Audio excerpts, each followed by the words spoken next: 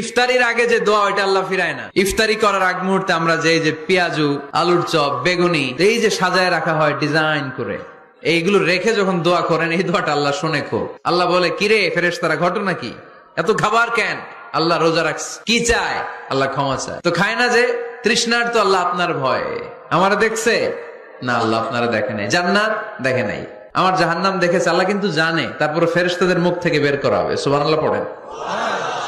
আমার জাহান্নাম দেখেছে কিনা বলো। ফেরেশতারা বলে, না জাহান্নাম দেখে নাই। আমার জান্নাত দেখেছে কিনা বলো। জান্নাতও দেখে নাই, আপনারেও দেখে নাই। আল্লাহ এবার খুশি হয়ে যাবে। আমার খুশির জন্য আমার ভয়ে তৃষ্ণার্ত ক্ষুধার্ত সামনে খাবার হাত বাড়ালেই খেতে পারে, আমার ভয়ে খায় না। আমার ক্ষমা চায়, আমার কাছে ক্ষমা প্রার্থনা করে।